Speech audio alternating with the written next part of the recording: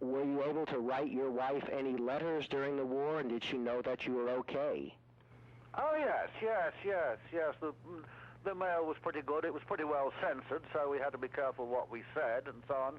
But when we got to Normandy, you know, the mail sort of came from home within a week or something like that. Yes, and therefore, did you actually participate in the D-Day landings, or did you just fly over France and help? No, the 144 wing was based in England. The D-Day landings were on June the 6th, and we patrolled the beaches that's just the Canadian-British beaches, and the American Air Force, the 8th Fighter Air Force, they patrolled in their Thunderbolts and Mustangs. They patrolled the two beaches, which were Utah and Omaha, weren't they, of course? Yes, that's right. Yes. Is there a great exhilaration when you shoot an enemy pilot down? Do you get a great charge going through your body? How do you feel when you shoot a plane down?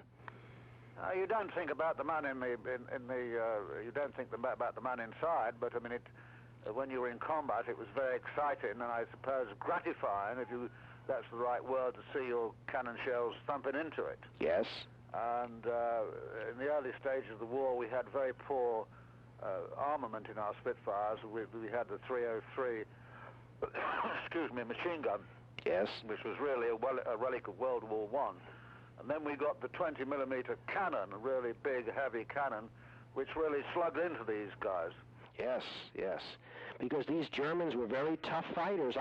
The students and I are all surprised that you were never shot down or never had to bail out. That's quite a record. Well, they expanded so much and they lost so many on the Eastern Front when they turned to the east.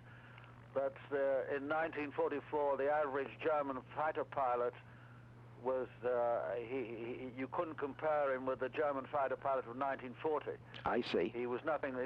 He was far less experienced and had only got a few hours and so on. There was here and there you come up against a very experienced leader. Yes.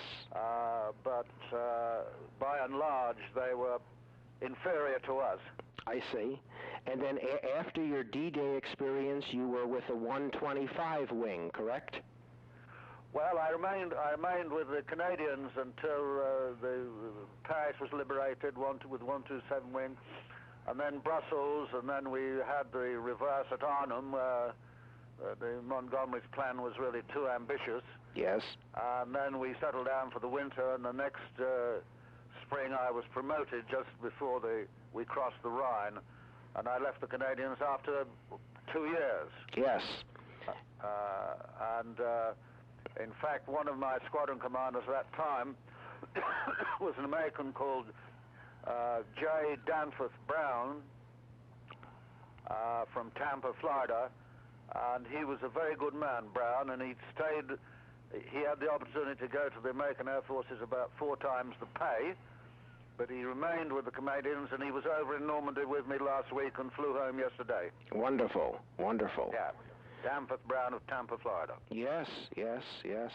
And what kind of work did you do after the war? Did you stay with the Air Force, or give us a feel for your activity after the war? I stayed in the Air Force, and I retired from the Air Force in 1966, what I'm talking about, in the rank of Air Vice Marshal, which is equivalent to your 2-star general. I'd been out in the Korean War because I was stationed at Langley Field and I flew F-80s and F-86s in Korea, but I didn't shoot down any MiGs. I see. And as I say, I retired in '66, and then I formed a housing trust called the Johnnie Johnson Housing Trust to build homes for elderly people and disabled people and war veterans. And that gave me a full-time job until the present time.